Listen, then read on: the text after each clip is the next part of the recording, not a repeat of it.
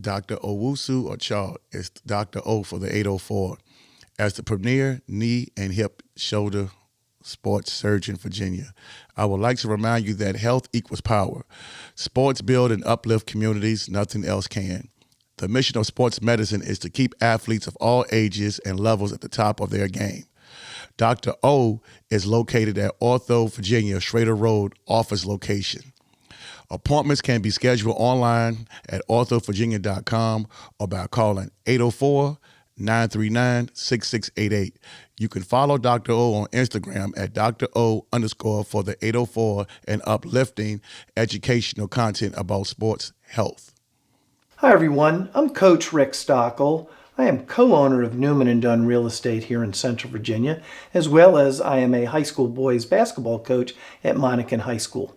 I've sold over 1,300 homes here in Central Virginia, and I would love to work with you and your family in your home buying needs. I am a proud primary sponsor of Ballin in Virginia, and I hope you enjoy this show. Yeah, man, I appreciate Rick Stockel for sponsoring the show today. He's a great guy, great coach, great realtor here in Virginia. Make sure you give him a call or check out his website over at rickstockel.com if you're looking for any homes in Virginia. Thanks again, and let's get into this episode. Welcome to another episode of BallinVA. As I tell y'all, man, I keep bringing in the hits. Today, I kept everything locally, and I'm proud to have with me the Monacan boys basketball staff. I have head coach R.J. Spellsberg. I have Coach Johnson, Coach Rick, Coach Matt. Thank y'all for coming on today. Yeah, appreciate having us. It's great to be here. Appreciate the invite. Yes, man. Thank you so much, man. I want to start off something. I said I was going to wait, but I'm going to do this real quick because I know it's been 5 years since y'all won the state championship and brought it back for Chesterfield, and LC Bird did. But I'm going to do y'all one. I was going to wait, but I'm going to do it right now. I got the newspaper for when y'all did that, right? Oh, wow. This is what I do. Wow. This is to let y'all know that I have this stuff. Yeah. I keep archive a lot of this stuff right here, man. So letting y'all know this. And I actually had the other one, but I said, no, I'm going to just bring this here.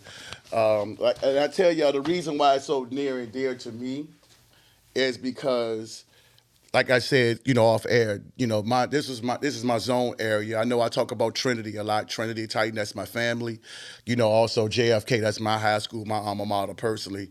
But I moved to Chesterfield to have my son go to Monacan, but things changed. And he ended up going to Trinity Episcopal, and so forth. But thank you guys for coming on, man. Yeah. So, Coach Spellsberg, man, me and you talk a lot, text messages and everything, man. How's things been going? Been going great. Doing some open gym, some workouts right now. Okay. Just trying to get ready for the season. Okay. Man, and before we get started, I want each all of you to kind of introduce yourselves. We're going to start from my right and work our way around. Coach Johnson? Yeah, I'm Coach Celeste Johnson. I've joined the staff last season, but I've been coaching with this staff. It seems like more years than I have actually coached with them. I met these guys and I was coaching up at Blessed Sacrament Huguenot. Okay, it's right down the road. Probably. Yes, and RJ came in and he brought his staff. He brought Coach Matt and Coach Rick, and they ended up. Coach Spellsberg ended up bringing me along on the staff because my sons had transferred from Matoaka to Blessed Sacrament Huguenot Academy. Okay. And that's how we met. And ever since then, I have been following him, this program. He's tried to get me to come on for a couple of years after that. I actually left that coaching and started refereeing. Okay. But after a couple of years of that, we kept in contact, and he finally got me to come over. And it's just been a pleasure because I knew these guys from before. It's like we just fall right in, like there was never any absence or we never separated or anything like that. Very true. And it's been great. It's been a great ride with these guys. I love these guys, man. That's good, man. That's good. Coach Rick? Sure, I've been with RJ, Coach Spellsberg for 12 years, I guess. 2 years at Blessed Sacrament, Okay. and then, Well, this is our 9th season, so okay, so 11. 11 years. Eight and a half. Monacan, if you count COVID. Wow. So 9th season? Yeah. That's a long time. Wow. It is a At long one time. school. Yeah, it's a long But time. we actually had a good team going into the year that we transferred to Monacan. Mhm. And I said, Coach, why do you want to leave? And he said, this is one of the hardest decisions I'd ever have to make. Mhm. But he felt like he wanted to go to a public school. Mhm. Monacan had not had many winning seasons previous to that No. for a few years. Nope. And he said, I want to go and bring my fellow coaches and help build a winning culture. And he has. And he has. And I'm glad I've been along for the ride. Thank A you. little backstory to that. I know we're introducing, but No, it's okay. right out of college, I was hired as a 23-year-old to coach Midlothian Middle School's basketball team. And I asked Matt, who was still in college, if he would be my assistant. And at the same time, Coach Henthorn, who was my high school coach at Clover Hill, Okay. had moved over to Monacan to be the Monacan head coach. And he asked me to be his assistant and his 9th grade coach. So I'm coaching a middle school team, a 9th grade team, and assisting him on varsity at Monacan. Wow. So I got all the way back full circle to where I kind of started coaching 20-some years ago. So that's a little backstory to Okay. See what I'm saying? We don't things that we don't know. Coach Matt. Yeah. So, man, we, like he said, we started coaching together at Middle. That was our first, and I was still in college. I was still getting ready to graduate from VCU at the time. So I don't know. We were young. So we've been coaching since, what was it, 1998. 1998 together. Yeah. So from Middle to Maggie Walker Governor School. Okay. We were the first coaching staff that opened Maggie Walker Governor School. Okay. The new Maggie Walker. The new Yeah, Maggie yeah. Walker, yeah. Not the old Maggie Walker that won a whole bunch. Yeah, they won a whole bunch. Yeah, that's a whole different story.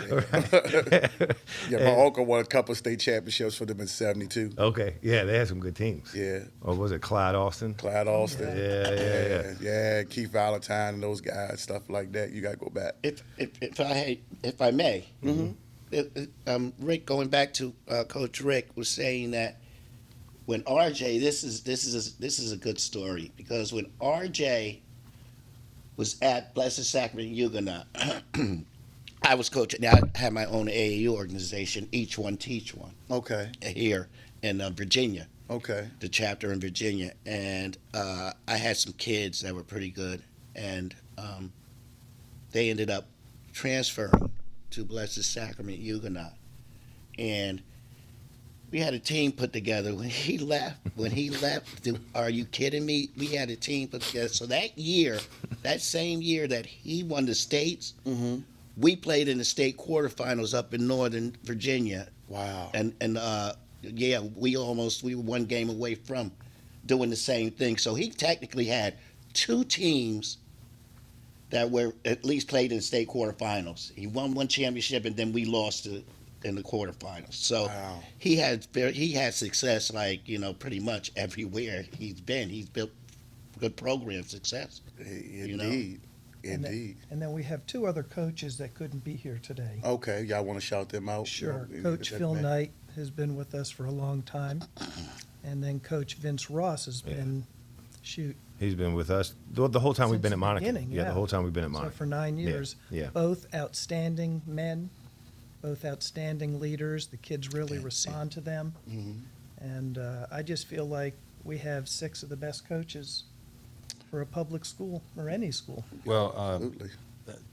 to go off of that, the journey started for Matt and I in Midlothian Middle School when we coached there 3 years, and we coached some great players, some great kids. And we made it to the Final Four every single year of the county. Yeah. Our first year we lost in the championship to Carver by a few points. They had like Vernon Yeah, Hamilton. Vernon Hamilton and Byers. Byers. Yeah. They always had good teams out there. But we felt like, wow, coaching's fun. I played at Clover Hill. He played at Meadowbrook. I played at Emory and Henry College. He played a little bit at Ferrum. And we came back, and immediately got into coaching, and we had a lot of good mentors. I just want to talk a little bit about who influenced me. Yep, and I was going to get to that, so you're going right into it. When I first moved here as a 10-year-old from West Virginia, I started playing association ball for Swift Creek, and my best friend's dad was named Esau Sims, and J.J. Sims was my best friend. And we played together at Swift Creek Association. We played together at Swift Creek Middle. We played together at Clover Hill. For Coach Hinthorn, who led us to the regional Final Four back in the old school AAA. We lost to Petersburg with a chance to go to the state. We lost to Petersburg with a chance to go to the state tournament. Okay. And Hinthorn was a great coach, and JJ and I both went off to play at Emory and Henry College. And I do want to say some things about him, but his father played for Northwestern, played for the New York Knicks. And then JJ ended up passing away a few years ago.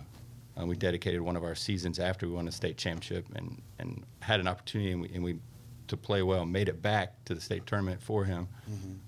The team embraced that, and we dedicated that to him. But his dad was a great influence in both of our basketball careers. He coached us as children. And then there was another guy named Brad McNear. Not Brad McNear, his dad. Mr. McNear, Bill McNear. Brad McNear actually played at Trinity and passed away in an accident. And they call it Brad McNair Parkway. Parkway is a program, right? His dad, fireman. Yeah, he passed away. His dad was one of our coaches, and he was from West Virginia. Moved here to Richmond. Was one of our association coaches, and he was a star at Virginia Tech. Played basketball at Virginia Tech. So we had a good upbringing, and I really appreciate those guys for getting us when we were young to teach us the fundamentals of basketball. But then, high school Coach Hinthorn was a great leader. He ended up coaching at Monacan and did well at Monacan. And then my college coach, Coach Bob Johnson, a legendary coach in college in the ODAC conference, taught me more than you can know about life and basketball. And then Matt, he played for Mike Sutton at Meadowbrook. Oh, yeah, the legendary coach Sutton. Well, the other little connection to this is my AAU coach, Twan Thompson, who lives in Charlotte at the time, was assistant at Meadowbrook. And so we kind of formulated our whole system off of all these coaches that we've just talked about. Okay. And meshed it into our own style. And I can't thank them enough. I appreciate all of them, but all those guys were a great influence in my basketball journey. And Matt can talk a little bit about Coach Sutton. The ironic thing is, before we get on to anything else, is we had the opportunity to play for a state championship. And there's ways you win a state championship is, first of all, you have to have great players. Yeah. And we had great players. We had great players. Okay. Second thing is you have to stay injury-free. Yes. You have to stay injury-free. And for the most part, we fought through some injuries, and we played injury-free. The third thing is the ball has to bounce the right way. Oh, The yeah. ball has to bounce. You have to have some luck. Yeah. You have to have some luck. Yes. And then you have to have the officials call a good game. All right? Not everything goes your way all the time, but you have to fight through that. But officials have to call a good game. You have to have those four things, and you can win. The stars aligned for us. The stars aligned, and we got that done. But the ironic thing about it was we were the first Chesterfield County School to win it since 1995. 94. 94. Meadowbrook. That was When he played on the Meadowbrook team. And thank you. I want you to clarify. Thank you for saying that. For Meadowbrook team. Thank you. That was coached by Mike Sutton, Yeah. Right. who was assisted We had a really with good, my AAU kitchen program. And so the system that we have taken from all the coaches that we have learned Tremendous. from helped us with our great players get to the pinnacle of high school basketball, which I think is an unbelievable story and a lot of connections. But I mean, Matt, you can talk about Coach Sutton in that journey as well, if you. Well, yeah, that team.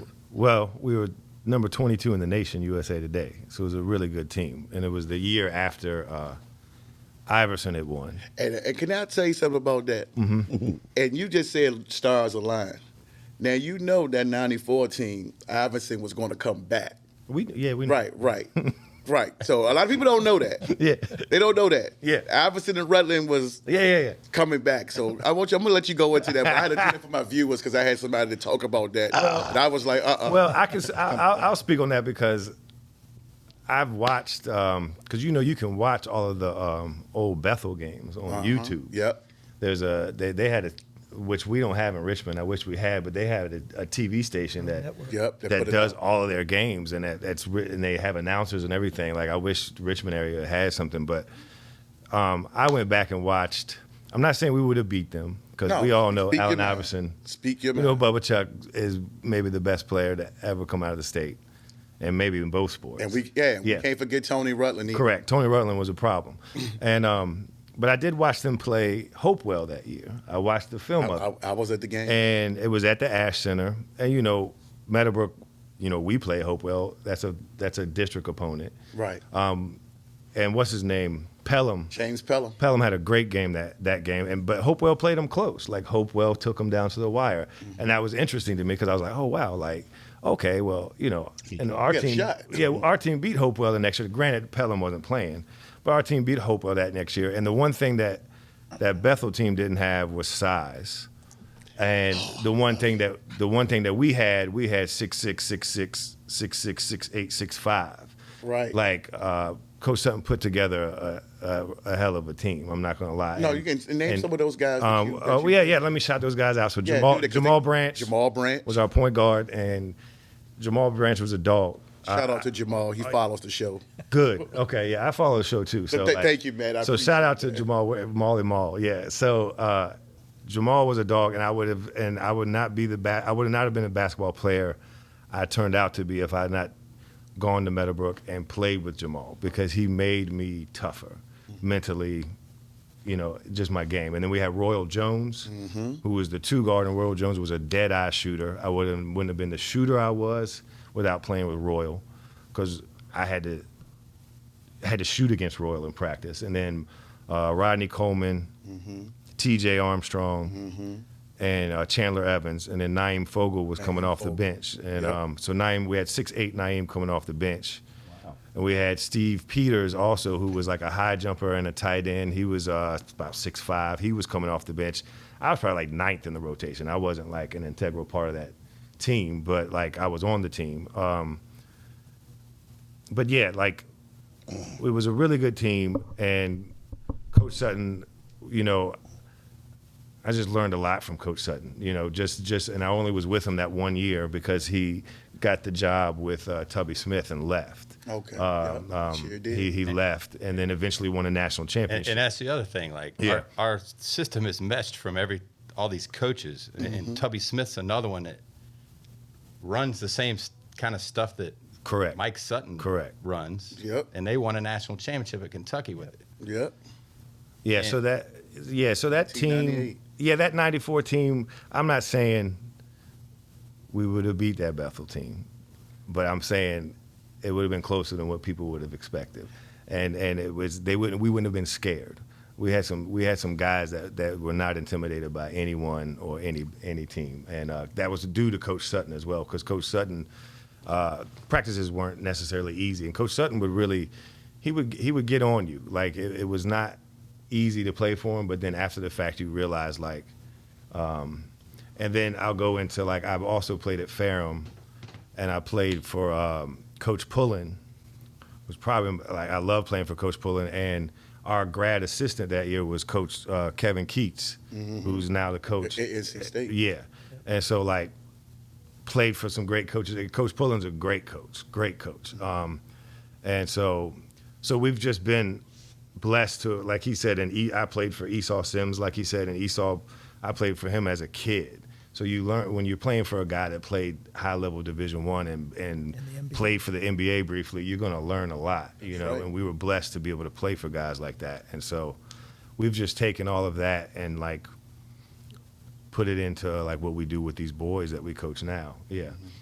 And I think what's real important before we get on to like the story of Monacan and how this we is your time. and how we made that run. I just want to thank all the kids that have played for us, from Midlothian Middle School to Monacan's 9th grade first time around, to the kids at Maggie Walker, the kids at Stewart, Blessed Sacrament Huguenot. Like, we've had a journey, and if it wasn't for every single one of those kids, we would not have evolved as a staff, as coaches, as a unit, and it taught us how to do things and react certain ways to different obstacles and challenges. But we had great players at all those schools that helped us get to where we are. And one of them that comes to mind is that kid at Maggie Walker, Tommy Nicholas, who was 6'4", scored over 1,000 some points in the Colonial District, and nobody could stop him. And he could have played probably anywhere in college basketball, but he chose to go to UVA to get an education. But he was great. We had several great guards at Stewart. Leandro. Yeah, name it. Leandro Diaz, Hector Ayala. Yeah. Sam Keller was a great player for us over there. Davis Corey. Yeah, Davis. Back in the Midlothian middle days, we had Kevin Estes, who went to Benedictine. Nick Hunter. Corey Watkins, actually, was Coach Watkins. So, yeah. He was great at Midlothian middle. Jordan Arnold was our point guard. Nick Hunter. Reggie Edwards. Oh, yeah. I mean, and then great players at Blessed Sacrament. His son played for us at Blessed Sacrament. We couldn't be anywhere without the kids from those schools. And our first point guard at Maggie Walker. I mean, he was all Colonial District. Pete Gergen. I mean, he was phenomenal. He went off to play for Mary Washington for a little bit. That's right. But the kids are important to us because they help us get where we are. I mean, we can do whatever and say, run this, run that. But if you have great kids, not just basketball players, I think you can do good things. And we've been blessed to have some great kids. Now, some of them, it always doesn't work with us, with all of them. You know what I'm saying? We try, but it doesn't work with all of them. We're not perfect. I've always said we're not good at anything, but we can get better at everything. That's right. That's such as us as a That's coaching our staff. philosophy. We make a lot of mistakes. And one mistake is when one of our better players at Monacan, one of the best players in the state, was the Bamasil kid. And I think we mismanaged as a coaching staff, we mismanaged a playoff game. We were the number 1 seed and ended up not making a state tournament, and we had a really good team. And that was probably our fault, So, I mean, that hurts my feelings that we couldn't get it done when we had a great player like him. Yeah, I they don't come around much. I think Jordan Parham got hot that game too, though. That kid was like when he got going, you were in trouble. You can't take anything away from them. They were a great team, and he gets going. He had over 30 that game. I mean, he kind of matched Joe bucket for bucket. Like, and if you that's what you needed to beat Joe, you had to have somebody to match. Right, but from a coaching perspective, I think maybe us or myself could have made some adjustments to make that a better game. But hats off to Huguenot on that one. So you got to give it to the players. I mean, they make coaches. And we're just blessed to still be coaching after 20-some years. It's a beautiful thing, Coach. And I'm just sitting here like I really just at a loss for words because if you look at the past podcasts I always talk about coaches making adjustments. I ask some of the players, what they could have been done. You guys have humble beginnings. And I tell people, you never know how long the show is going to go because everything comes to mind and you just want to be able to give back. And everything that you said, I echo every word because when you're talking about you're being vulnerable right now when you're saying a lot of people can't get on air and come up here and say they made mistakes. A lot of players, they go off and it's like, man, the coach didn't do this right. Coach didn't do this right. And here you one of the few coaches, probably the first one that's been on this show, that's actually said, well, we made a mistake. well, I made a mistake or something could have been done, or maybe I could have put the kid in this position, and you don't hear that. And I'm so pleased that someone has said that, because I don't want to go on record and just coming down and kind of, because coaches always get it. Coach can't coach. He could have did something else different. And here you're saying that, hey, we made a mistake. Yeah. To add to that, yeah, and our kids will attest that, the kids that we've coached, that we will be the first to say, like, We should have. we mistakes. you know what, like, maybe we should have gone man right there in the third quarter, or maybe we should have gotten out of that trap, or maybe we could have, like, we'll tell the kids, because we feel like accountability is a big deal. And if we can't be accountable for our own mistakes, how can we make them be accountable for theirs?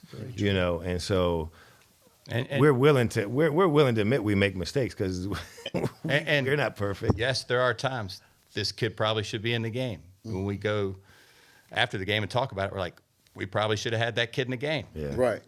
Why didn't we do that? We do make a lot of mistakes, and we sit there and we analyze it, and When being insistent and watching and being with this staff for the time I've coached with them for the years, and even the time that I haven't, I've been there. And one thing that RJ does as a head coach for the staff is he listens to our input. He comes to us and is like, "What do you think, Mac? What defense we want to go, or Rick? Should we stay in a 1-3-1?" It's like he really takes the input. It's not like he's just saying it to turn and be like, and he gonna make his own decision. He basically goes. He asks. He turns to us. He asks, like, "What do you think we should do here? This or that." Whether it's in the locker room or whether it's right there during in-game adjustments, and we give him our input, and he listens to us. He gives us voice. It's not like, okay, it's RJ and the spinning tops, like we a group. my dad always told me, you're only as good as your assistant. Yeah, and we believe that, really. I haven't seen a coach, and even my high school coach playing high school and college, that is just as good as an X and O coach. Coach Spells he's a heck of an X and O coach, and I haven't seen him get out coached. In-game adjustments, all of that stuff, we make the in-game adjustments. And as far as an X and O coach, you got to point him out other than RJ, man, because I've been around a lot of coaches, and he does. He pulls the trigger and he makes the right decisions and puts us in a position to win the game. Now, he can't help a turnover here and there. You know what I mean? It's like he can't. He can't do that. But when it comes down to making adjustments and things like that in game, he's one of the best, if not the. Agreed. I think a strong suit for Monacan is the continuity of the length that each of RJ's assistants has been with him. Okay. And after every game, win or loss, we discuss the game, what we did right, what we did wrong as a coaching staff, what each player did. We may sit in the office for an hour and just discuss the game, win or loss. It's how we talk through situations and how we can try and get better for the next game or the next time we play that team. Yeah. That is beautiful. And I think it says a lot that all of Coach Spellsberg's assistants are still here. It does. It right? does. We like coaching with him. And that's a big part, because earlier I had the Verona coaches on, and I talked to them at length about the same things, and they talk about meeting the kids where they're at and about being around each other. I had the Highland Springs State basketball team on here recently too, and they talked about the same thing. So it's so good to hear that everybody's getting along. And what I said was that I love the fact that the coaches are coming back to our area where they played and coached at and giving back, because normally you have somebody who probably lived in Tennessee coach at Monacan that knows nothing about the school. And you, like I said, the Verona coaches, most of them grew up in the East End and coached at the school. Same with Highland Springs. Now over here at Monacan, Bird, and so forth and stuff like that. And I love that because it gives competitive balance. And when we pay our $8, $9, $10 to come see it, I want to see some good basketball. Yes, sir. I don't want to come into basketball and I'm seeing, coaches, he's sitting on the bench, he ain't coaching, and kids just out there doing what they want to do, and the ball not moving. You got one kid just doing this the whole time. And I mean, sometimes we get that happened. Exactly. And then it looks like, have we ever practiced? Exactly. You're like, oh my God, no, we practiced this. So yeah, it's just a beautiful thing. And like I said, basketball is such a great game. But when you got a coaching staff that you could be around, and most of the time I'm ready to go home after the game is over with, but you could still be around other coaches and everything. we That get man's along great. beautiful. And we do it with the girls coaches too. Okay. They come in and add their input. That's one thing I do want to talk about, because I know is we do have Larry Starr is another piece of the puzzle. Yes, indeed. Yep, shout out What a lot of Star. people probably know or probably don't know is Larry was hired as the girls coach at Maggie Walker when I was hired as the boys coach to open I the did school. not know that. Yeah. All right, so We got to hear this story. I like did so not know. Larry coached there a couple years. I coached there 6 years before I moved on to the Steward School, Okay. and he ends up at Monacan, and then years later, I don't know. I know who the coaches were before me, but I don't know the situation. He's like, hey, Monacan's job just opened. Would you be interested in this? When I was at Blessed Sacrament, I was like, yeah, I used to coach there as a ninth grade. My high school coach was the head coach there, Coach Hinthorn. And he's like, well, come on over, interview. So after all that, interview, get the job, and who would have thought that we'd be coaching Maggie Walker, and then one day be both celebrating state championships on the same day, Same day. right Yeah, after. same day. I mean, which at the time was only the second time that has ever happened in Virginia high school league history, where the boys and girls program won the same And I was year. at that game, man. You were there. And so there. but Larry has been we talk with Larry, we strategize with Larry, we talk about what's going on with our program, he talks about what's going on with his program. Like, so when it's not really girls basketball and boys basketball, Monacan, we're like one team. Monacan basketball. Yeah, we're like it's Monacan basketball. Yeah. Like, we're one team. And now that Leslie. one twin moved on to Stewart, and Leslie's now the coach at Monacan, it's still like we have a bond that's good, and it's good for the kids. It's good for us coaches. Like, we all hang out and go out after the games and talk basketball. Yep. Like, go eat dinner.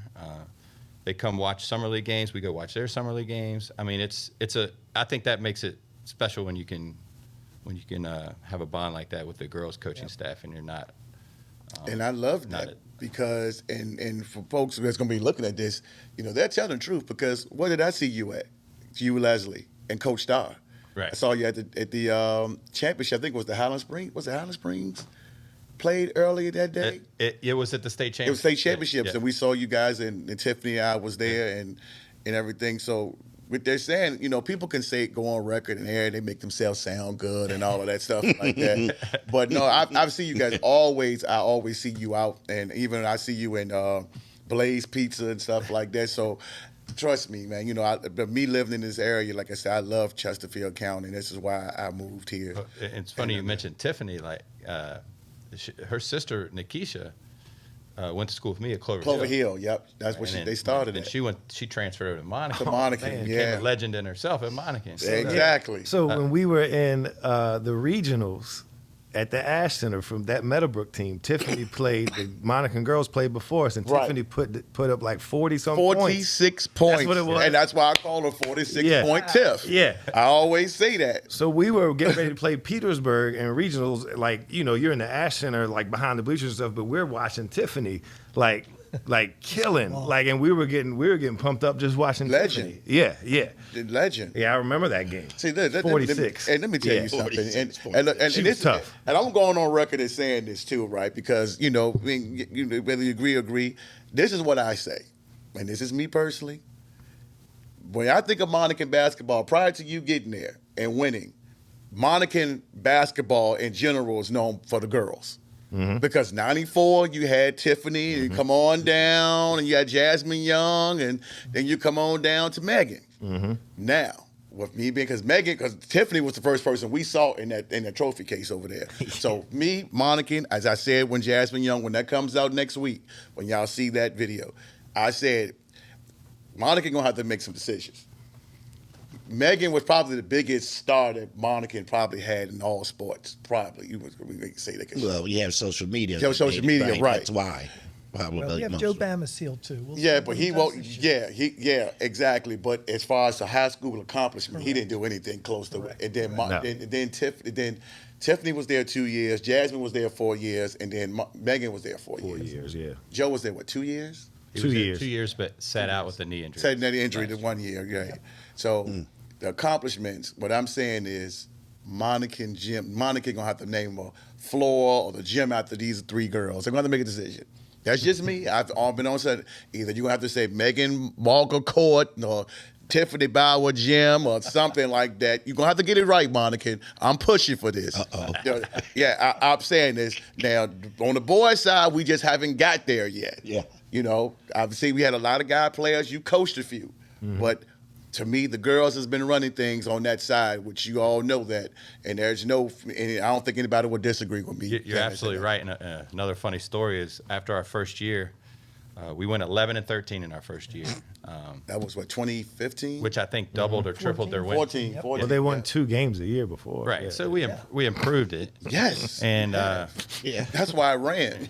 and That's why I went to Trinity. I think they had won like 2 games in like 3 years or something. I don't know, something crazy. Yeah, it was. I don't know what it was. It was really bad. It Okay. came down. They had Monacan had solid players, but I'm not gonna cut across your coach. But yeah, go into your story. the story at our end of the year little pizza party, when we were handing out our certificates and stuff. I said, guys, 11-13, it's an improvement, but I want to be like the girls. Yes. I want to do what the girls just did. Yes. And I did not think the No. very next season Not at that all. would happen. Not at all. Did not think that. at all. And give credit to every single kid on that team. They were all important to that team, and there was like 4 or 5 kids that averaged around 12 points a game. You did. You had 4 players that year. Yes, you did.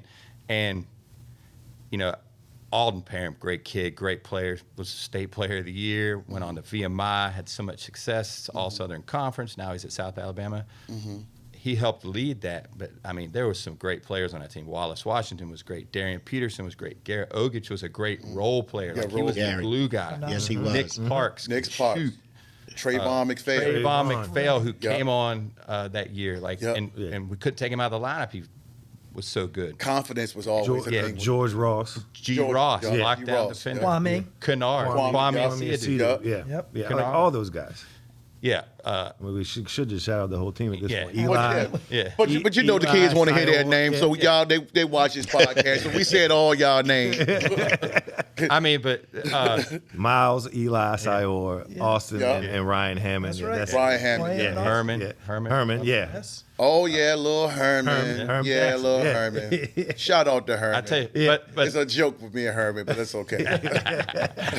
But we did say that at the end of the year party. I was like, guys, I want to be like the girls, because the girls team has had so much success. Yes. They've been really good. Larry, you know, sad to see him go because he's a good friend of mine, but he's accomplished a lot. Yes, he did. And he put Monacan girls basketball up there with, you know, the best in the state, Prentice best that Ann, the state's ever teams like seen. You know? Yeah. And And you mentioned that. I got some mistakes once he's finished. yeah, and you know, and I respect the girls' coaches so much and everything they've done, and they've been supportive of us. But it was nice to actually make a comment and for it to happen to come true. So You did. that was good. You know, I talked to again, I always go back to my previous guest. I talked about the Highland Springs basketball team of this year. They had, I talked, and you'll see that in next month. They had a similar run to what you get. I shouted you guys out on that podcast because they had a 9-10 game run at the end of the season, and you guys did the same. You guys came up with the slogan, make them believe. You had the shirts and everything, and everybody was, you guys bought that, you took it. It was like, okay, look, we got boys over here that can play now. The girls was undefeated. I mean, no, they weren't undefeated yet. I think they lost 2 games. But you guys had it, and you guys believed it, and you did it. Now, what I always joked about, right, because I know all the kids, I said, man, you guys had this is what you're talking about, luck. With a system now, if you lose the first round, you don't go on. Back then, you can lose one and then you can still play on, and you guys took advantage of that, and you guys went and you won the rest of the way. Well, what it was is you had to play your way into the region. To the region, and they right. seeded you. To get right. And then you played region seeding games to determine your seed for the state tournament. Right. Which I think it was so crazy. I think they got rid of that system real quick. I saw, I think that helped us It because did. we had to go to Lake Taylor and play them. Yep. And we lost to them by like 17. But Yep. walking out of that gym, the boys were like, Coach, we can beat them. Right. Like they felt it was like that's why when we played them the second time in the state championship game, I don't know if we would have won if we hadn't have played them at their place. It was a big difference. because you have to. It's like you see the speed and you see their style of play, and it's you can talk about it and coach it, but until you like play them, you're not gonna. The boys aren't gonna understand it, and so going to their place in that environment and losing to them. But realizing like, oh well, we turned it over, and if we could control our turnovers, we have a shot. Not and so they had a lot of confidence going into that state championship game. Like, okay, we've seen these guys before. Yeah.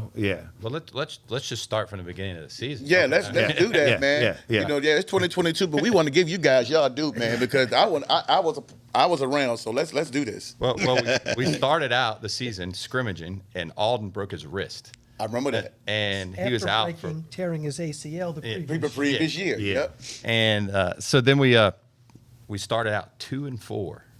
We had lost to like John Marshall. I was at that game. It was a good John Marshall team. That great was Jeremy job. Shepard. Jeremy Shepard. Exactly. I was at that game. And we I played was a there. lot of good players that Yeah, I year. did. Like a lot of good players. Good So teams. Yeah. we started out 2-4. I don't remember exactly who we played. I know we played John Marshall in that stretch. Bird, I think. I think we played Bird in that Yeah. stretch. Then we get in Yeah, the too. time we get in the Times Dispatch tournament, and we go to we're playing at Clover Hill against Millwood. I think Millwood had some. Millwood had a good. They were stacked then. Yeah. That's when Millwood first came They out. had a lot Right? of good transfer, right? Miles Gibson. Yeah. Right. But they had I was they had a couple around. other kids too, though. Yeah, Yeah. Millwood popped out of nowhere. Like, Yeah, and so we lost a close game, and I was like, man, we're right there with a good team. Right, Like, we're right right, there. right. So the last round of the Times Dispatch tournament Highland Springs. that year was back in the Siegel Center. They let everybody play in the Siegel Center. I think we had lost, but the first two games it was like John Marshall. Something. Yeah, we lost to John Marshall and And Millwood. then Two really Millwood. good teams. Yeah. So we're like, all right. So we draw Highland Springs last game. So we're like, oh no, George Lancaster, right? I think Mike Lancaster. Ellis- Yeah. that So team, we're right? playing them at the Siegel Center at like 10 in the morning or something. Yeah. Somehow we win the game. We win the game. Well, Kwame Yeah. was a big reason Yeah. we won the game. Shout out to Kwame, Yeah. man. Yeah, he had a Absolutely. great game. Nick Yeah, Clark. I forgot about that. Man. That's true. Yeah. Kwame did a great And right then I felt like, wow, we just beat Highland Springs. We're Monacan, and we just competed with one of the Richmond powers. Yep. When a legendary coach, that's pretty. I think we can be pretty good. Yeah. I think the boys, they wouldn't come out and say it, but I think wow, we just beat Highland Springs. Yeah, it's a confidence thing. Right. was So this thing. when we started winning some games after that, and somehow we make the region tournament, and we play Cortland, and I think we had a great game with Cortland. Like, Beat them by like 40 some points. yeah, we couldn't Alden- miss, Alden played really good, well. Good Cortland team. Just we played probably the best we ever played. So then that put us in that round. Then we got into the state because we won that. We got into the regional seeding. We go down, lose to Lake Taylor 14, 17 points. Turn around the next night to go play for the 7th or the 8th place seed, Which was crazy. all the way up in Up at the JMU. Culpeper. Right? No, we went to Culpeper, we yeah. played Eastern. Eastern. We had to go to Eastern View. I already said John we had a Champ. great team. Well, we are literally winning. They were undefeated. I Well, think. hold on. Let me say that playing at Eastern View, like I'll shout out Eastern View. That gym Is and that crazy. and the Their whole fans town are shows up. Yeah, It's their not an whole- easy place one to of play. those, yeah. Like I Yeah, mean, shout out to Eastern View because if you go play at Eastern View, It's it's, like- not like easy. playing the Yeah, it hoop. ain't match. easy. They are that gym. they are Yeah. passionate. Like the Who. They are Yeah. passionate. Great That fans. part. They had great fans. They had a great team. They were something in one or two. Yep. Right. So we're leading on the last possession, Mm-hmm. and their best player comes down and makes a shot at the buzzer. So I think we fouled them too. and we fouled him. It hit, yeah. Yep, I remember that. So Remember that. We're now eighth. we're now the eighth seed going in the state tournament with Eastern View, with Lake Taylor, with and George Lake Washington Danville, Danville, yep. Loudon Valley. Loudon Valley, who was Like, That's what it was. Loudon Valley. That's what it was. Loudon Valley was undefeated, and Lake Taylor had won like 19 games straight, or Straight, something, yeah. something crazy. Wow. Like Lake Taylor was loaded. So Like we're Darion sitting Sebron, at something yeah. like 18 and 9. We're sitting at 18-9. And so we draw Loudoun Valley at JMU. I remember that game. Yep. And I might be wrong, but I don't think they had lost the game in 2 years. 2 years. Something like that. Really good. They Crazy. had Jordan Miller on their team. Yep. Who plays at Miami. Yeah. And we go up there, and front of it, it seemed like entire Loudoun Valley student section, the You whole know it. Loudoun The whole school, band, whole town. you know. And I think Wallace Washington hit some clutch free throws down the stretch, and we won by a couple free throws. And this is the best story. I got to hear this one. Coach Rick goes, guys, I really didn't think we were going to make it this far. Me neither. I scheduled a trip with my wife to the Bahamas. I'm not going to be at the Are next you two serious? rounds. Yeah. He goes, this is the last game I could be at. I'm not going to be at the next 2 rounds. So I looked at him. I said, thank you, Rick. We just won the state championship. Yeah, right. I remember I didn't- this. Oh, wow. And Think so we're gonna be here. on the way back, I was, long trip. We rented a charter bus. So I put on the movie Hoosiers. So half the boys hadn't even seen the movie. Well, they weren't even born. Yeah. Right. Right. So they watched Hoosiers all the way, back to Richmond. So we had like a light practice next day, and we're going to the Siegel Center. We're matched up against George Washington Danville. I was at that game, too. And Historic. the historic Virginia Power back when the old AAA, Yep. whatever. They I were mean, always they competing. always great. Correct. Johnny Newman. We get down in that game. They had a good team.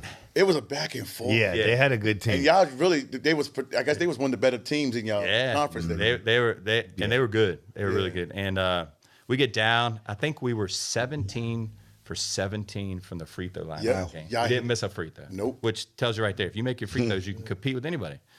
But then at the end of the game, we somehow had the ball with a tie game. I remember it. And here comes Monacan's Hoosier moment. Like, we call a timeout.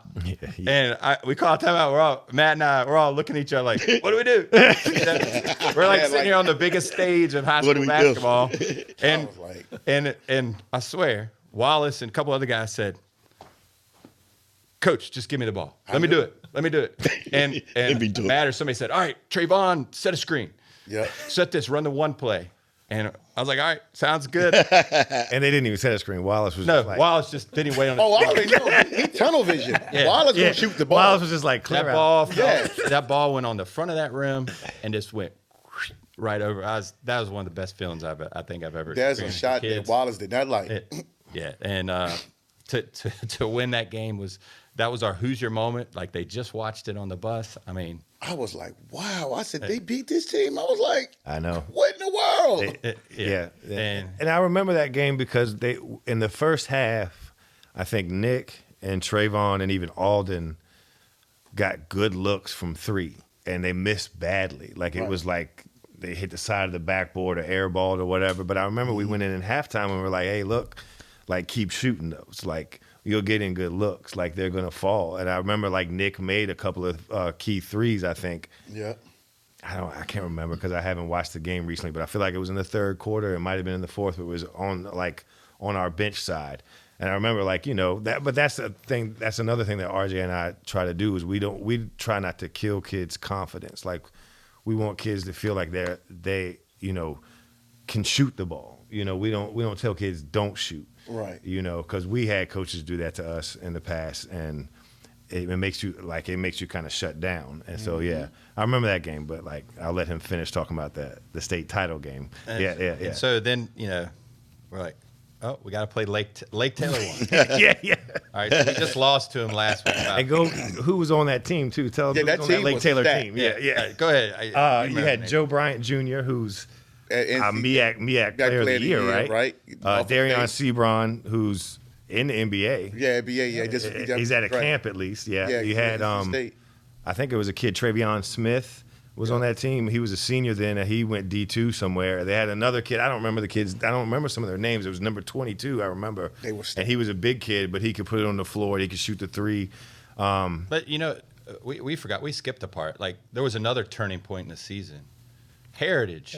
Correct. Heritage. I was about to say that. You're They right. came to play us at mine. They had a kid. They had a kid. Not too. Morrow. That kid can play. He averaged. He's a bucket. He averaged like Yes. almost 38 a game. Yes. And right. we held him to 16 and won the game. He's one of he might be Hampton's all-time leading scorer. Jermaine yeah. Morrow. Yeah. Right, yeah. I think he was one of the top Really good. NCAA. Yeah, he was great a guard. I mean, bucket. great Correct. team. I don't know how we got out of there with that win either. To be honest with you, it was just they were believing. But that was a confidence And boost. You're right. and Alden and the boys, when they got on this run, they came to us like, Coach, we got a slogan. It's called "Make 'em Believe." Like, I was like, yeah.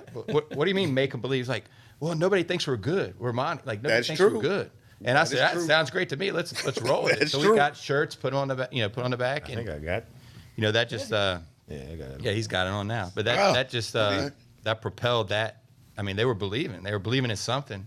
They believed in themselves. They believed in They you know. believed in the did. coaching staff. They believed in the system. Nobody. Well, I will know tell you, I didn't. it didn't. He said nobody. It wasn't like that the whole year. It took them. It took there a was while. there was ups and downs. There was It was ups and downs. Yeah. And the reason why I say that because my son played in middle school with all these Knows guys you those named. guys, yeah. So I told you earlier, but Yeah. the zip code, it was like, that's why Miles Gibson left. He was just like, okay, well, man, I'm tired of dealing with this, and didn't give you an opportunity to do what you had to do. So we went through this at Providence Middle. We only won 1 game first year, 3 games the second year, and then we elevated right.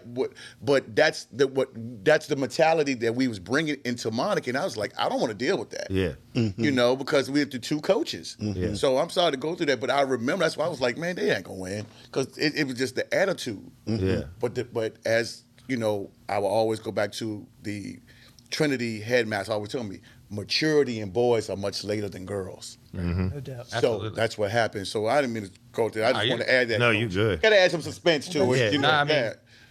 So I'm sorry. Go ahead. It's amazing what they did, and they believed in themselves. They as a kid, and even when I was a player, when your coach tries to run a play or do something, you're always like, oh man, coach. In your head, you're like, that's not going to work. I don't like that. Coach, just let me shoot the ball. Let me go one-on-one.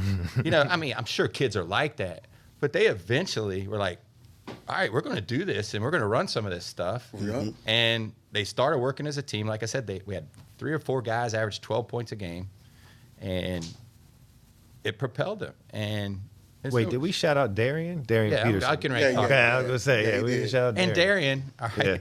This a kid didn't even play in middle school. We He did not play. we run a system where we let everybody handle it like guards, but there's certain sets in the break set, which is the Larry Brown, Mike Sutton, Right, that's where that some comes of our from, Larry initial Brown. stuff. Hubie Brown. There's some sets that you have to have a 4-man and a 5-man, whether you're 6'9" or 6 foot. Somebody's got to be in that spot to start the play into our main offense. Right. And Darian, was shooting the ball well, great shooter, and like at the beginning of the year, sometimes he didn't want to go down and get underneath and run the set right. But at the end of the year, he bought into it and became one of our best players. And, He did. and which is great. And I want to thank him for that because it's not easy trying to play out of position, and he did that for us, and he sacrificed, and He did. that helped Monacan win. Yep. Because of his sacrifice. Yeah. So on to the Lake Taylor game with all those superstars that you just mentioned. And they're a good team, man. They walk in with the same color uniforms as us. I remember. And this is where the story gets even weirder. Thank you, because I was like, what in the world? Say happened? color uniforms. Oh, wait. Because me and him were sitting in the bleachers Yeah. watching the girls' game. Yep. And some of the Lake Taylor boys walked past us. And I'm like, they got on the same Not jerseys the as same us. color, but Yeah, they same. were the same style Yeah. as our whites. Yeah. They were wearing their whites. So I don't understand. So help me understand. If they were the higher seed, so why wouldn't they be the home team? I don't. That's what you- To me, that makes sense, right? Right. It was the way that they had set it up. the brackets. The It's brackets. Thank It you, was something Virginia High crazy. School League, for always screwing it Right. up. It was something. It was the way that the brackets had it set up, and they had put the jersey colors This is corresponding with Yeah. the brackets. So we had it right. They made a mistake, which any of us could have made. Okay. Right. So, we're on the bench, and all that happens, and behind us, like there was about 5 kids that played for us at Maggie Walker. Yeah. That came to watch, like to root us on. Mm-hmm. Well, Maggie Walker from the Siegel Center is 2 blocks. Yeah, about 2 blocks down. Maybe. Right. Right. Well, one of the kids that played for us at Maggie Walker after we left, he came back. He became the head coach of Maggie Walker. Okay. And he went to the VHSL people and was like, hey, I'll go get my away jerseys. And so he ran down to Maggie Walker, got the away jerseys. Wow. And so they would have something to wear. I did not know this story. What? Yeah. Wow. Which Yeah. is what? That's what we were trying to figure out, why they had the Walker jerseys on. It makes sense. Which is the first place we started as a high school coach. Crazy. So the stars align. So in the state championship Are you game, serious? in the state championship game, we are now playing a school that had on the jerseys that we first started coaching. You know, as high school coaches, not middle school coaches. But you can't make this up. No, you can't. No. And I tell you, those boys at Maggie Walker, they're some of our best players. They played tough. You know, we played a lot of close games. We got blown out some, but we played a lot of close games. But they were great kids to coach, and they competed every night. Mm-hmm. But we won 21 games in 6 years. Wow. 21 games in 6 years at Maggie Walker. We were on win number 20 at Monacan, going in that state championship game. And that kid, Parker, went and got the jerseys. He was the coach, brought him back. And some fan, I don't know who it was, said, nobody wins in Maggie Walker jersey. He yelled it out. Yelled it out. Like, and, I mean, he ain't wrong. no, right. Come on, man. He's not. Oh, man. He ain't wrong. I mean, our boys played hard at Maggie Walker, though. I support. We were competitive. We won those are. But when you play in the Colonial District, it's Yeah, TJ, correct. John That's what I'm Marshall, saying. times a year. Douglas Freeman. Right, that's what I'm saying. Yeah. Yeah. And you know, so they wore the jerseys, and you know, we get down 12 with like 4 or 5 minutes left, I said, it's over. and another part of the story, we called a timeout. We were down 12 or whatever it was, 10. 9. There's a couple minutes left, and Matt and I looked at each other, and we knew what we were thinking. And he goes, "We got to go to that defense we ran at Maggie Walker to slow really athletic, good teams down." Yes. I said, because "You're they right." Yep. I said, "Matt, but we've never practiced that with this team." And he's like, "No, we got to do it." So Matt draws it up on the clipboard. It's like a 1-3-1 sagging, kind of like a John Beeline-ish. Like a diamond / 1-3-1. Where you full don't court. trap. Right. You don't trap. Well, it fooled them enough and sucked them into it that they turned the ball over, and then we come down. And what I call the biggest play of Darian Peterson's career, Yes. somebody took a shot. I don't know who it was. And Darian rebounded it. Mm-hmm. We were down 3, I think, right? Yeah, we were down 3. Yeah. And he could have easily turned right around and put the ball up and sure try to could. shoot it. He passed it out to Alden, and Alden hit that three-pointer to tie the game with like 42 seconds. Yeah, it And was that changed the game. It changed the game. And then Yeah. they turn it over again. Then Alden hits 2 free throws. I think then Nick- Clark Nick- hits 2 yeah. free Free throws, throws, and that yep. sealed the deal. That's like, it. I couldn't even imagine myself shooting a free throw in all that pressure. with With all all that that pressure. pressure. And they went 4 for 4. Yeah. The And two what- of them went 4 for 4 down in that last minute. And Yeah. I got to tell y'all something, man, because I was at that game, and I'm going to tell y'all something that's going to be really interesting. So, Monacan maniacs probably going to laugh at me when I tell y'all this story that goes into that. I go to the game every year for the last probably like 20 years or so. I sit with guys from 703, 757. Yeah. So we all brag. So, okay, how many we going to win this year? Yeah. And I'm like, I got Monacan girls. That's a guarantee. So, I said, I've got that win. I don't know about nobody else. Yeah. I was like, 703, of course, they got the class 6, so they're going to have one for sure. Right. So we sitting in there, and I said, we were watching the game. And they was like, yeah, what son your son was supposed to go to? I said, Monacan. And so when all this is happening, so they turn around looking at me, was like, because they never heard of Trinity. So they were just like, when y'all winning everything, so when Alden hit the shot, they was like, oh my God, they about to win. And I was like, and I'm sitting here like, man, if we win, I'm never going to be able to hit it. Because again, as I told y'all, from what we went through at Providence. Yeah. So when y'all win the game, the guy from up Northern Virginia, guy Zach, turns around and said, you just cost your son a state champion. So I'm hot. Yeah. So I gets up. I walked all the way around because I was facing you guys. Yeah. So I walked all the way down because I know all the parents. Yeah. I had to eat crow. I had to go down there to shake every parent, everybody's hand, and it was the most humbling experience. Yes. Trust me, I was hot. Yeah. And it wasn't hot because I wasn't happy for you, because I had to go deal with the parents, and some of the parents got on my nerves, you know. And they know this, I can say this, but it was just like, I was like, man, I got to go down and shake everybody's hand. And I didn't have to do it, but I did. I hugged everybody, and I genuinely did it. Right. Because I was like, man, we got a championship. I'm tired of 757 winning. Right. And you guys did it. So I had to go shake everybody's hand. So then as I come back, my son and his girlfriend was behind the basket. And when that guy said that, I came back and I looked at my son. He was just sitting there like this. When y'all was all celebrating, he was sitting there like this. He was like... And I said, and it was crazy because Pinky Wiley from Birdie was sitting, all that was behind him. So he was sitting there like this. That's funny. And I said, so I called my son and I said, hey man, are you mad at me? He was like, why? I said, you know you're supposed to be on the floor with them. That's your state championship. And the guys was looking at me like, yeah, you cost him a state championship. He supposed to win. So I was just like, he said, no, Dad, I'm okay. And I hung up the phone and I just looked at him because he didn't see where I was at. And he was just like, because these are all his friends that Right. when he's leaving Trinity, he'd go to the football games and hang out and party with those guys. And I was like, man, I was like, I was hurt. And it bothered me all year, for a whole year, till Trinity won the next year. That's how, I don't know if I was able to live with myself, because he was like, no, it didn't bother me. He said, no, Dad, what I always wanted to do was to play the Segal Center, and I never got a chance to do that. You know, that's funny. That's really, really funny, because that's the way you already know. You already know.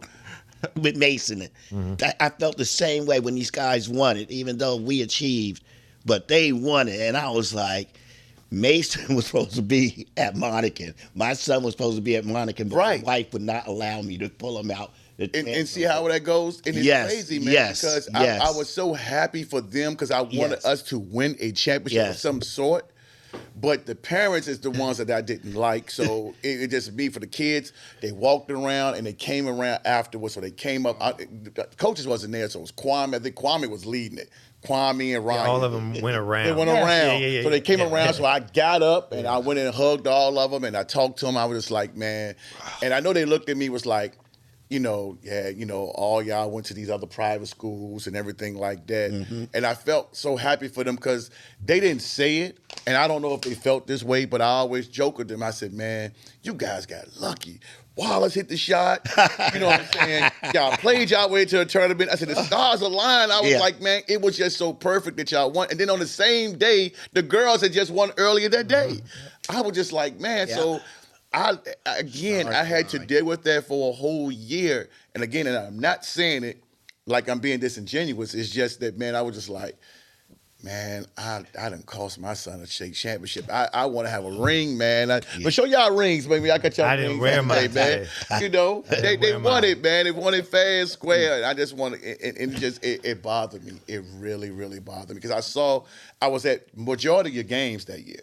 When Trinity wasn't playing, I was at John Marshall game, all the games. I even drove down to Heritage. I went to all those games. Just like, man, it was just like, that's why people I can go on record as saying that I'm not like I was rooting against it. So I'm not gonna drive all these places to watch y'all lose if I didn't care. Right. That's why I can sit here and tell y'all about the newspaper today and everything. Right. So, man, that was an amazing year.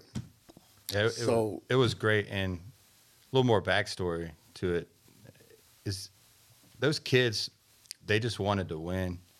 We were out, but before we went into the locker room to even talk to the boys before the game, and this is the first time it happened all year, Matt and I walked back in, and somebody, I don't know who it was, maybe Alden or somebody, had written up everything we need to do to win the game. Probably Garrett or Alden. Yeah, Garrett.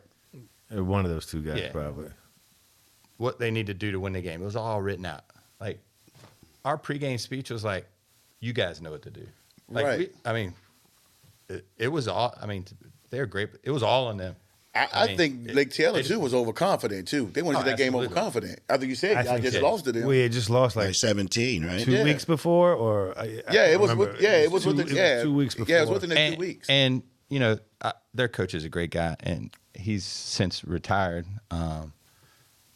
And what I'm also proud of is the boys that came after our state championship team, like Miles Loving, Nistel Wilson, R.J. Johnson, Austin Hammond, Ryan's little brother. Yeah, all those guys, Jemias, Words, Cliff Robinson, Isaiah Harris. Yeah, Walker Posey. like no Sam Stock. Wittenbreaker. Sam Wittenbreaker. Both the Wittenbreakers. Yep. Those boys made it back 3 more times to almost get in where we did with that state championship team, with the pressure of what that state championship team put on them to be successful. Because everybody living up to that. Yeah, the expectations. The expectations. And kudos to those younger guys who were in our program on the JV team that didn't win a state championship ring, but were there as a part of our program, and then carried on the tradition 3 more years following that. Yeah, we had 4 out of 5 years where we went to the States. And that's huge. Pretty incredible. That's very incredible, Coach. And that's why I said it goes to your staff and everything like that, because I don't think you get enough credit for that, Coach. And I told you this on the phone. You don't get enough credit for that. It was kind of like, oh, he won it. That's all. You went back 4 more times after that. And I want people to know that. And I don't think you get enough credit because you're surrounded by Coach Mans, and some of the other powers that's around here and stuff like that. And I don't think you get enough credit for that. That's coaching. Yes. Okay? Yes, it is. That is coaching. I know you guys are going to say that, but I'm saying it because I know everybody know I'm hard when it comes to that coaching. I do that. But it does, man. And I don't think you get enough credit for that because look what you guys done this year. And I'm just like, hey, wait a minute now, Monacan. And for me, and I say when you win, that changes your face of your program because now you start to get noticed. Hey, man, they won a championship a couple of years ago, man. I think I might want to send my kid over there to that kids program. stay. They stay, right, They're instead of private because doing from 2011 to about 17, everybody was running to the private sector. And me, I'm one of them because I did it. I did it for that very reason. So I can sit here and say that. And now what you're doing now, like I said, the Varandas, the Highland Springs, the Birds, they're keeping their kids at home. Because when I came up, we played where we lived at. It wasn't none of this transfer and all this stuff and that social media where I'm announcing that I'm transferring to LC Bird High School. We're like, what? And reclass. And the reclassification and stuff like that. So it's big. And I just had to say this to you publicly, man. You guys have done an outstanding job. And I can sit here and just listen to Coach allow you guys to speak and to be there because a lot of times, as I told you, some coaches don't want their assistants to get that praise or whatever like that, man. It's a test to leadership. Well, they do a great job. I couldn't be in the position, and I appreciate all the nice things. Couldn't be in the position I'm in if it wasn't for these guys helping. And like I said, we're not perfect. We make a lot of mistakes. But we hope we're doing the right thing. And we like to coach the kids that want to be there and want to choose Monacan. And hopefully we can keep it going. Well, we had a little bit of a down year last year, but we still almost made it. We had a run at the end of the year. Almost beat Henrico at that place. Oh, that 5 minutes. But last back to that team. They had a run too. State championship team. We probably one of the best feelings that you can have as a coach, especially when you're a player and like the only championship you ever really won was like a Swift Creek Association championship. Right. And then my high school team, we got so close to making it to the state tournament for Clover Hill. But then early on in our career, we lost those little Chesterfield County middle championships and coached our hearts out at Maggie Walker. Actually, one of our biggest wins at Maggie Walker. I count it one of our top wins, maybe including the state championship team, is when we beat John Marshall with Maggie Walker. I know, I remember that. Wow. Was that a big upset? Was that a big upset? Definitely, Oh, for sure. yeah. For sure, yeah. John Marshall's like, How did y'all win? Now it wasn't like John Marshall wasn't like what they are now. Like Right, that's what I'm powerhouse, thinking, like- but there was still that's still a good name. team. John Marshall's like the yeah. big, that's like the mecca. Okay. Those I mean, kids- historically, John Marshall's Those kids always from been a Maggie good Walker team. Right. played Yeah. their hearts out Yeah. that game. I mean, that was a good win. That was Yeah. a good win. But, you know, none of this is possible unless you have good people around you.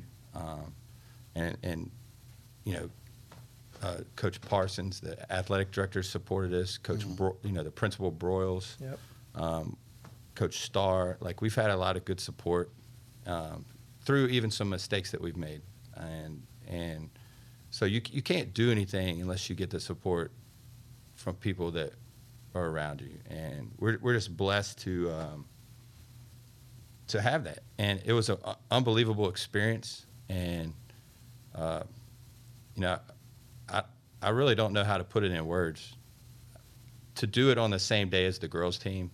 That was remarkable. And to feel a lot of pressure because they blew that team out, whoever they played. Wham Fleming. And to feel a lot of pressure, I don't think people understand what it feels like when you're a head coach and you feel a little bit of pressure.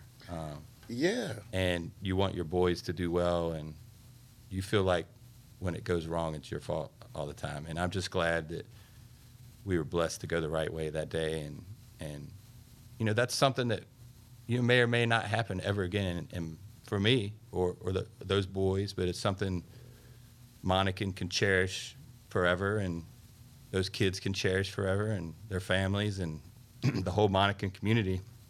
Mm-hmm. Which is a great community, man. and- great community. What was even a better feeling is our 2020 team went 20-4 It's and a lost really to good Kings team. Fork, and we were right down to the wire with them. Yeah. With Jaden Epps. And Jay it was our yes. first regular season Dominion District championship. We won the Dominion 2020, but we tied with like Huguenot or Bird or one of them. Mm-hmm. But it was our first regular season championship, Wow. and that as a Dominion District team. And that, you know, the school's been in that almost since 1979. So That's right. So we feel like we've tried and done a good job, and hopefully we can just keep it going. You know, and we appreciate you for recognizing us. We do try to stay humble, and but it is nice to feel rewarded by you recognizing us. I have to do that, man, because I'm such a basketball historian. I will self-proclaim that. Say that, well, a lot of people who know me, you know, they will say, man, you've been doing these stats since you was in elementary, middle school, because I didn't have the discipline or the attitude to play on that level, because I didn't have that. I just was a very angry, upset kid about a lot of stuff that was going on in my life. I didn't have a tough life. I just, saw a lot of things, in my environment that I grew up in, and I just said, when I get a chance, man, I want to be able to just go to these games. And as I tell all of my guests that come on this show, this is a platform for all of you.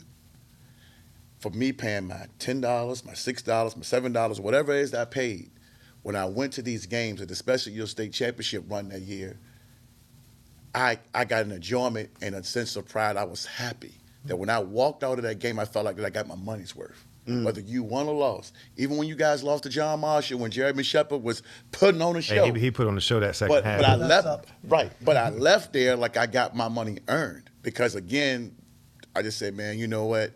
I had to do something. And this is my way of giving back to you. This is your platform. That's why I said, I talked to Coach and we text back and forth. He said, I bring my assistants on. I want to kind of bring it back. Sure, because this is for you. And I really mean that. Because you don't get a platform, you go to TV6 or TV, I'm calling them out, I'm not trying to be funny, but they're going to talk to you for a second and then you don't know what's going to be on there. Right. Here you have a voice here. Right. And a lot of times I don't like to talk, and I like to kind of give you guys, but I have to be very transparent of the things that I want to say to you all. And I thank you for guys for supporting and coming on and just telling your story. And I felt like I was a part of it, and I felt like that like I said, my son could have had one of those. I wish he could have played for you. And I do because I got tired of it. I was like, this zip code sucks. But to finish the story, like he was in the Bahamas, right? Oh, man, you know what I'm saying? You already knew, Coach. I listened to the game. He went early. Right. He went early. So I know I'm not saying anything wrong. Honestly, I thought the following year's team was our state championship team. Okay. I think we needed another year of seasoning. Okay. I was wrong, and I'm glad I was wrong. Right. But see, this now the kids can hear this. But we had injuries, Yeah. Correct. You did. right? Yeah. We didn't stay injury free. Correct. We ran out of luck a little bit, right? Correct. So Well, we ran at those teams that made states. Yeah. After the one team that won states, you ran into Loudoun Valley again, who had Jordan Miller a year Miller, older, right. they won. and they won it. They won and they were out for revenge on us. Y'all lost to them, right? Right. And then the next year we went and played Lake Taylor in Norfolk. And they won the state They won the championship. state. And backstory to that. So when we get to the gym, Oh, this is a great. this is story. good. This is good. So we get to the gym, and this is Darion Sebron led them their senior year. So and they had been waiting for 2 years to play us. And I don't think our boys really understood the revenge factor, that they wanted us badly. We did as coaches. Yeah. New group of players. But we walk in the gym, and one of their coach, they have like the boombox. the boombox, but like on the wheels, and so they're playing James Brown, the big payback. You knew it was personal. It was on. But that was a really good Lake Taylor team. Like hats off to our boys. They played a hell of a game, but it was a tough environment to go down to the beach and play them. And I don't know how many games that Lake Taylor team lost that year. I told their coach. It was really good. I congratulated him after he beat us, and I told him, I said, look, now it's time for you to go get your. And they did. And in a way, you always put the shoe on the other foot. Like at the end of our state championship game, they had to wear another team's jersey. Yeah. Right. It didn't work out for them. So I kind of feel for them for all that happened, because they were a great team. And I'm just glad that he got to go out and those same players. And he was a good guy too. He's a good guy. Well, and get a W. And when win the we state that 20-4 team, when we had to come to Norfolk to end at Norfolk State and play Kings Fort, Right. and he was there because he was working for VHSL. I don't remember. He was there and he greeted us, and he was like, I couldn't wait to see you guys. He's like, I couldn't wait to talk to you guys. And he said, like, I've been telling people down here, because he was like, everybody's like, yeah, Kings Fork's just going to whip up on everybody. He was Right. like, I've been telling everybody, no, like Monacan's going to come in here and going to play. And like our guys, we almost won that game. And again, we lost to a team that won it. We lost to Jaden Epps. Right. So those three teams that went to states, like they lost to really good teams. And they lost to teams that won. They won the state. That So 2020, because Coach Boone from Verona came in here and said the same thing, that they lost to Jaden Epps as well. That kid. So Jaden Epps was a problem. He was a problem. I mean, he beat up on everybody. I was impressed with Where him. did Jaden Epps end up? He's at Illinois. He's the real deal, man. Yeah. I'm He saying ended now. up leaving Kings Fort. Okay. Yeah. Okay. So yeah, but then I got another story too. What about when it's kind of a payback? When the football blunder from the football team, Lake Yes. Taylor. from the Lake Taylor, Yes. when Monacan had the game won and that fumble, that play. Yes. So Lake that Taylor and Monacan has this history going Correct. on in sports. It's like, all right, and it's all happening like in the 4-year period. Yeah. So that's why I was like, man, this is why I say for me, I'm hoping to get some of those coaches on from up there. I mean, from down there Yeah. to come up here. I'll be having Coach Height on soon from Kings Fort. Kings Fort on soon. So matter of fact, next Sunday. So, but yeah, but I'm just so I want to get more local coaches on. Bird, Coach Mans and Coach Heron, they'll be on. But again, I love the Dominion District. It's always been competitive. Yeah. Huguenot, George Wythe, Coach Manchester. Coker, Manchester. Yeah. Historically, Midlow hasn't really been that good in basketball, but they had a few years they were good. They're improved Corey this year. Turner and those guys. But Clover Hill was one that. They were good back when I played. Okay, there you go. Look. See, when I came on in '93, Clover Hill was known for football. See, I graduated in 93 as well. Okay. And we had a 500 season. But my junior year is the year we went 17 and something. And You did. Final You Four. did. You did. So, now, the Clover, actually, state championship team, Clover Hill plays us tough. Like, we struggle with playing Clover Hill. Really? For some reason, like, we struggle playing Clover Hill. And they've been real competitive with us. And sometimes we get down big and somehow we get out of there. So, I mean, I think they're going to be pretty good this year. Okay. They're going to be I think they're going to be a tough game. But when my buddy J.J. Sims and myself and a lot of other good players played, and we had a great coach, the coach led us to that regional Final Four and lost to Petersburg when they had Marco Harrison. And the great Marco That's Harrison. the team we beat. We had to play Petersburg 5 times that year. We won states. And 5 times. the Claiborne one season. kid, in one season we played him his 5 son times. plays at Petersburg. Yeah, I can't think of his name. So, Who? The Claiborne kid. I can't think Clarence His Claiborne dad- was on that his team. dad- And Massenberg was the point guard. Yeah, they were great too. But so being a Clover Hill alum, I want to see them succeed, and they're tough, and if you play there, you love them, and I do root for them. But Can I give y'all? Did you know? Remember when they built the new Clover Hill? Yeah. Do y'all remember when every kid in the county went over there and took that test?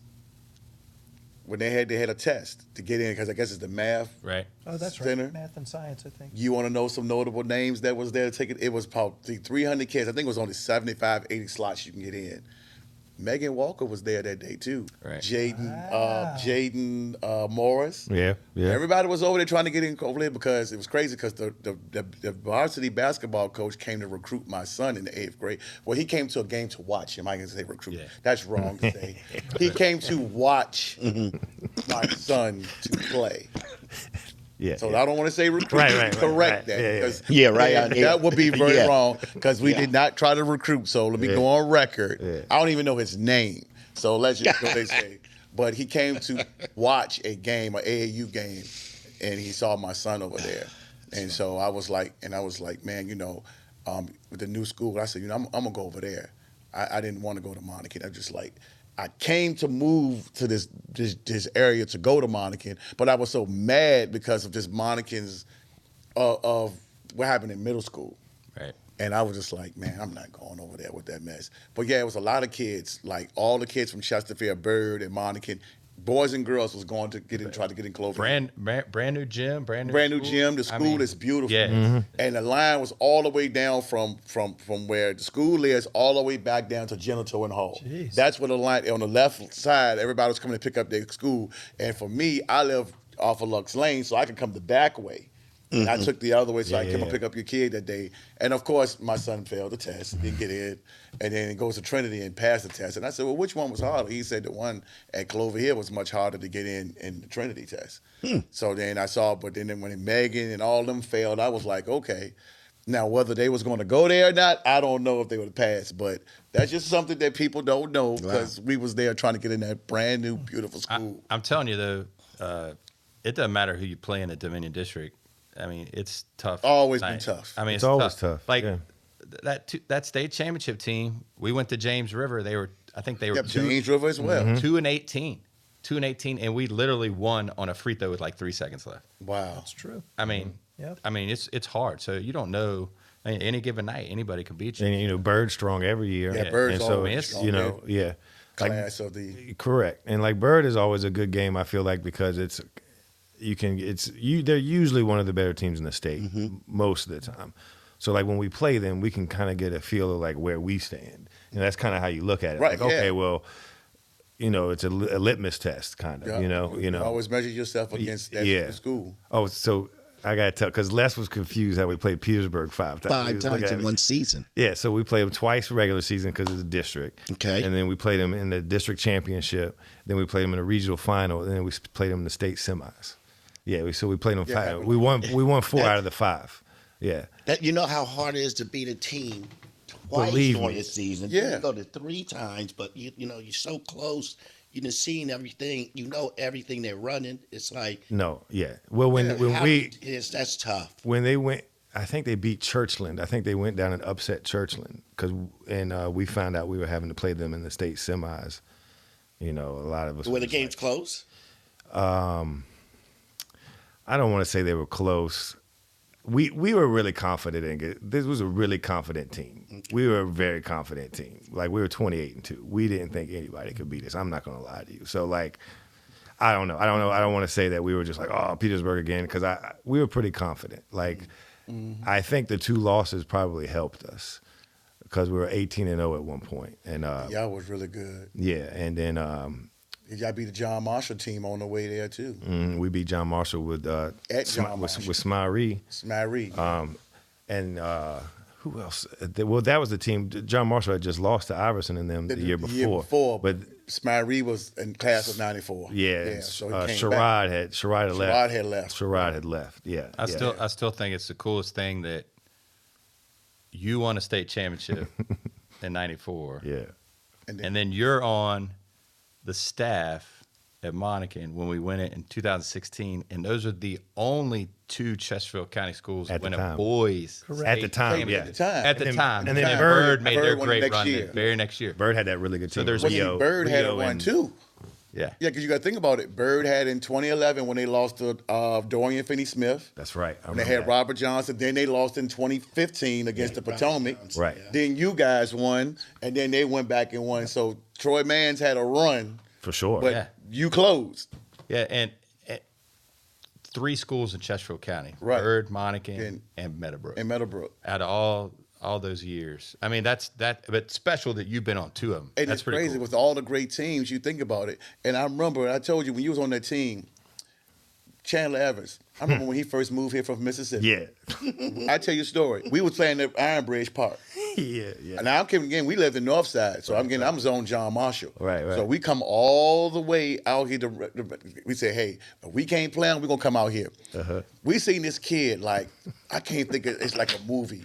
I can't think of the movie, but it's like you walking and you just look at this kid would just walk across the field. It was like, huge. Who who was this kid? And we were just walking. We was like, hey, because it was 2 courts. One we called the NBA and one we called the CBA. Correct. Back then it was the CBA. Yeah. So we was like, all right. So he was walking. We was like, he was like, man, I want to play. So we was like, we're going to pick you up, man. You got size. Ended up being Chandler Evans. He was like, yeah, man, just moving from Mississippi. I'm going to be probably going to, I don't know schools around here. I said, he probably going to Bird. But he ended up going to Meadowbrook. And then come to find out they made that run that year, and then y'all ended up winning. But he was the nicest guy that you ever wanted to meet. But he was 6'4", 6'5". About 240, man. Yeah, 240. He had the ball head, man, just rocking the ball. He was just like a grown man. Yeah. And he was very athletic. But he was just a really, really nice person. And that's why I say I can go back to all of those guys, because back then, Meadowbrook used to have open gym in the old gym on Sundays. The old gym. Saturdays and Sundays, we used to go out there. And that's why I met Chevette Waller, because Chevette, they used to have it at Bird, too, when she was playing. So that's why I said Chesterfield has a lot of history, man. But you guys won. And it was just remarkable. And I told one of the guys from Henrico, said, yeah, man, we the first team. No. Meadowbrook won 94, bro. I had to shout you guys out. Chandler, this is a funny story. So I got Coach Sutton. I got in the game, and Coach Sutton, Coach Sutton would call, we had plays called, and he had to play call for Chandler on the block. And I'm a 3-point shooter. I like to shoot threes. And anyway, so I get the ball, and Chandler's posting up, and I'm like, nah, I shoot it. And Coach Sutton calls timeout. And timeout brings the team over and cusses me out. Who was that supposed to? Who was supposed to get the ball? And I'm sitting there thinking well, Chandler's got 30 points already, but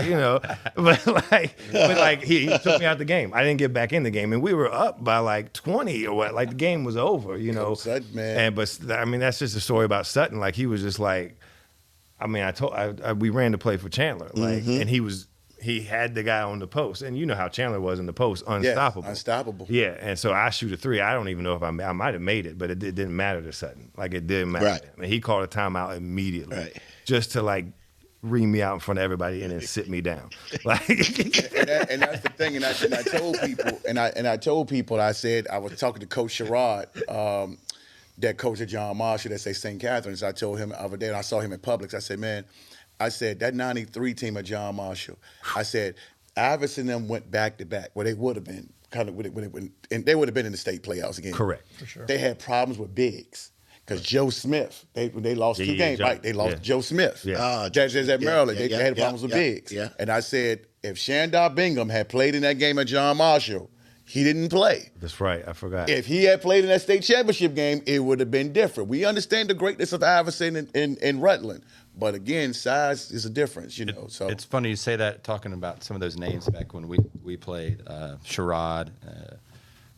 I played on the Richmond Metro silver team, and there was a gold team. There's like 2 AAU teams back in the day. back then, That's see, it. You had to be good to play. Preach, coach. Yeah. And I played for Silver and gold. Coach Twan Thompson, the guy that lives in Charlotte, who was on Meadowbrook staff. Yeah. And my team consisted of Sean Miller of Huguenot, Shooter. Great player. Junior Bird, and myself. We were the 3 guards, and the other team, 3 guards, were Harold Dean, Ed Sherrod, and Harold Dean. kid out of Matoka. I forget his name. It was Chris White. Yeah. Chris White, he Yeah, died. and he passed away. Yep. Went to East Tennessee State. Yep. But we always practiced against them and played them. Chris White. And then when we get in a state tournament, we'd have to play Boo Williams, who was Iverson, Rutland, Joe Smith. Joe Smith, I mean, Mike Evans, and all of those great players. That gold team, which I think I played baseball too, and so in the summer I kind of went back and forth. But that gold team, I think Sean and Junior went with them to Las Vegas, and with Harold Dean and those guys, they finished 4th in the country back when there was one AAU tournament. Right. Wow. So that era of basketball back in the early 90s was fantastic in the Dominion District and around Richmond. There were some great players, along with the ones across the state with Iverson and Rutland. My Verona guys are going to love to hear when you said that because they always talk about that. Yeah. I mean, and my John Marshall guys. It was, in Chesterfield County didn't have Cosby, didn't have James River. Nope. I mean, so like the schools were really populated. So when you made your high school team, it was special. It was special. It was special. Because it was hard to make the AAU team. And then when you made an AAU team, that was even something. Either the best player on that team and the second best player, he might made bronze depending on who's on that team. Correct. He might, he had the silver, gold, bronze, so he might make silver, like you said. If you were silver, like, all right.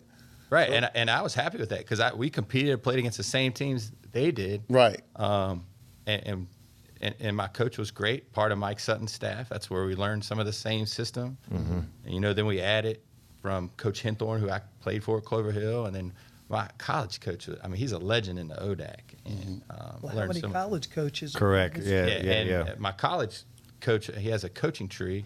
He has the most Division I coaches from his tree besides Coach K and him. He's a D3 coach, like Jimmy Allen of Army played at Emory and Henry. Jamion Christian, who was at George Washington, was the Emory and Henry assistant. There's Nathan Davis, who's a Bucknell. John Kaufman, who's at Indiana Purdue Fort Wayne, and then Mike Young, who's at Virginia Tech. We all came from the same coaching tree out at Emory and Henry, played for the same college coach. So he influenced me a lot. These guys influenced me a lot, but we meshed all the stuff from all the coaches and kind of came up with our own stuff. Sometimes it doesn't look like we're doing anything. But it's, we have a method to our madness, and it truly is a system if you can get the kids to buy into it. And when they buy into it, it's beautiful when they do. Stars can align and things can happen. Yes. But, with that being said, we had some good seasons at Stewart. We went to the state tournament, won the VCC conference over there. And then we helped. We had some great players. Remember that Roanoke Catholic team we played? Yeah, crazy. Oh my God!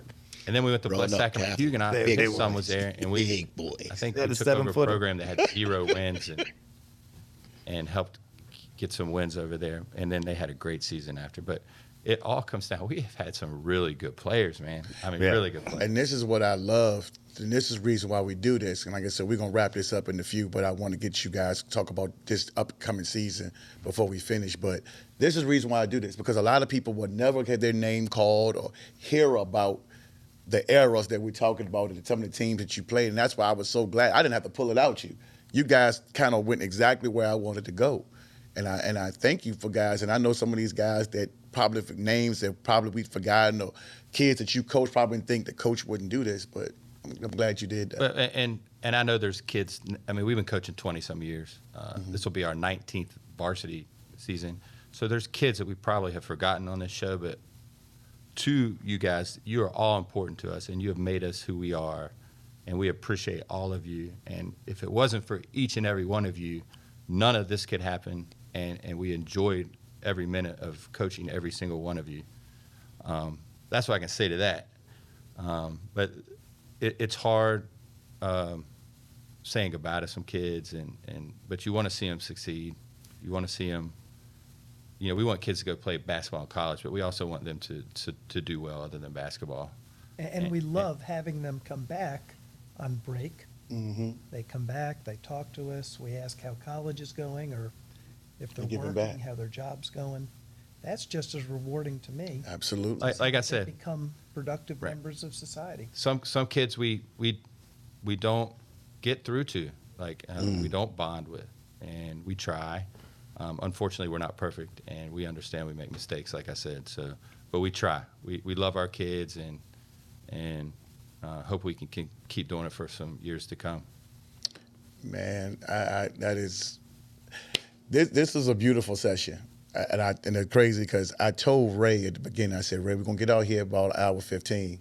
And we went over, and I told, but what did I tell you the other day? I said, Ray, sometimes it may go over, and when you have a good conversation, you can't stop it. And it's not like he wanted to do that, but that time I try to set a time. But when you got good conversation, man, you just don't want it to end. Because I try not to make podcasts 2-hour podcasts, but this was a really good one. This is probably one of the best ones I've done. I would probably say top 5 that I've done in the 2 years I've been doing it. Wow. Because when you can have great conversation, genuine and honest conversation, it's just like when I see you guys out in public, man, whether I'm in the store or whatever, man, I want to be able to extend my hand out there, hey, coach, hey, coach, hey, coach, how y'all doing? Or whatever name basis that we meet each other. Mm-hmm. And this is what it's all about, building relationships. And especially in the county that I live in, I want to be able to have a relationship with those coaches. Not necessarily saying, I'm going to be at every game, but I will support. Right. And I've done that in my track record. Anybody that knows that, from whether it's Northern Virginia all the way down to Suffolk, I'm going to go if it's a good game. And this is what I try to support. And I don't even have to know the coaches. I just love the game. Yep. And I can see you guys love it as well.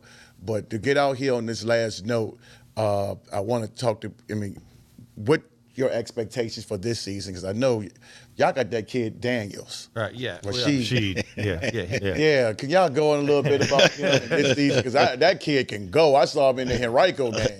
What did he put up? 31. Yeah, and I know this year's team. Y'all probably say, well, the coach ain't talking about us. We're gonna give y'all that stage now, okay? And then we'll get up out there. We'll spend a few minutes on it because I gotta end this. We had a little bit of a down year last year, and when I say down year, that's just by wins and losses. Mm-hmm. At the end of the year, we finished on a really positive note, won a tournament game.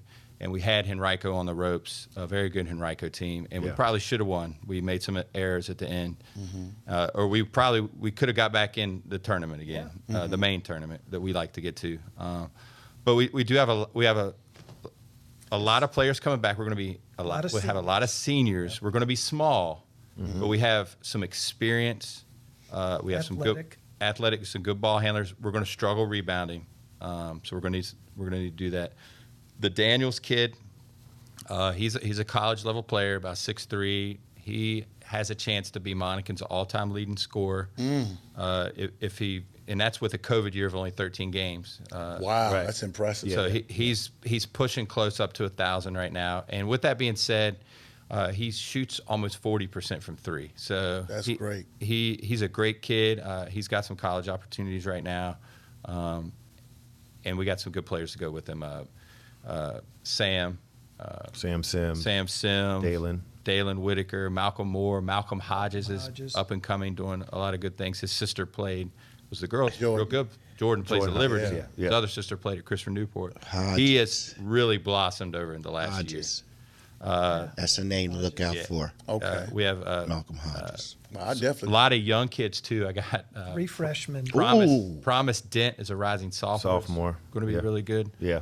And then we have 3 really good freshmen coming into the program that we. All great kids. All Great great kids. kids. Good Yes. players. Our whole team this year. Yes, high wonderful basketball kids. IQ for freshmen. I mean, these kids are like, they were like just landed on our doorstep, man, and we're like, oh.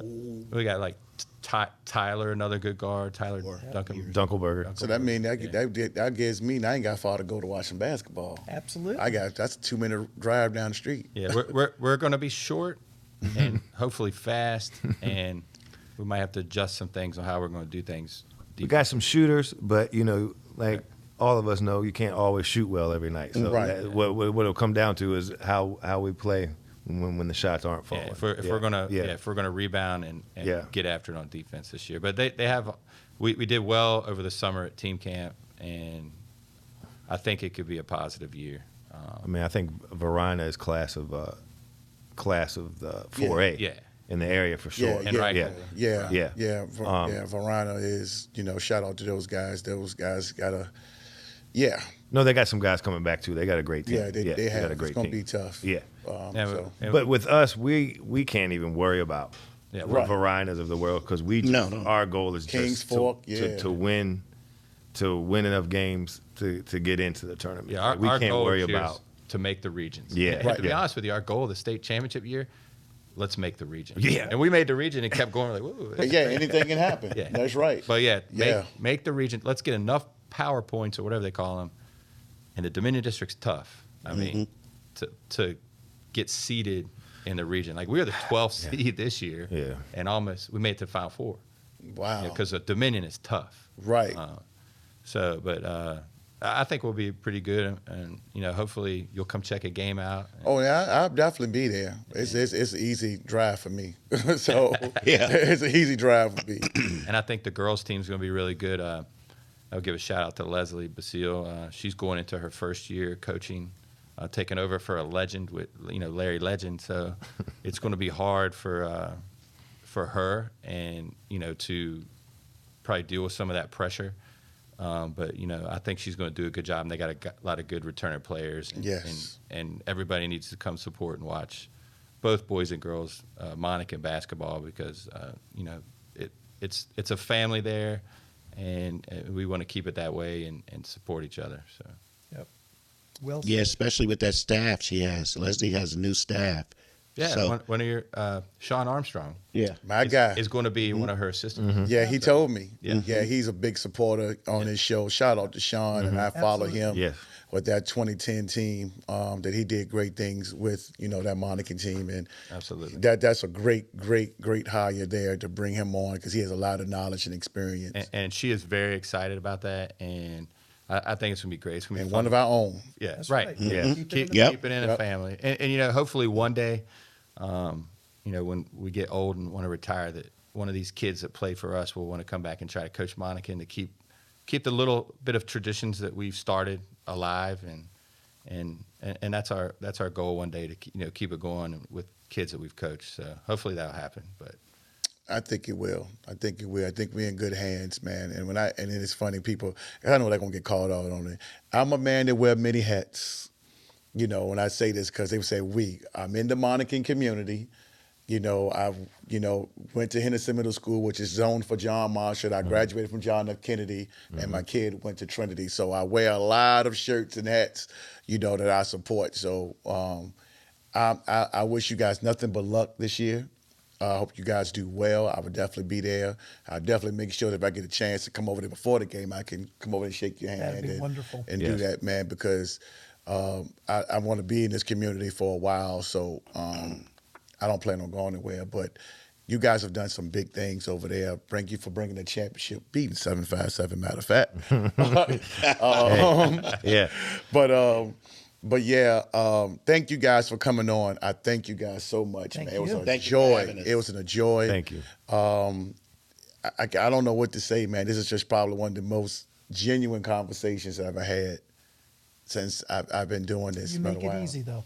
Well, I try. Thank you. I try. I want to say, to all my my fans out there that's followed BallinVA. I want to thank y'all for keeping these lights on. Make sure you guys like, subscribe, and comment on videos after you watch this. This will probably come out around January in the middle of basketball season, so this will do that. Excellent. So when we shoot this, so it'll be right in the middle of the season, so it'll be perfect timing for you guys. Awesome. Right? Yeah. Thank you so much, man. Appreciate it. Thank you. Thank Support you. and buy some of this merch, y'all. And my coaches, thank y'all again. Y'all got any last things before I close it out? Nothing? No. I don't think. All right. I think I'm good. Welcome to, I say welcome. Thank y'all for watching, and we are out. I appreciate y'all watching the episode again today, y'all. You know, go over, make sure that y'all check out my man, rickstockel.com for any of your home buying needs. Appreciate it. Thanks again.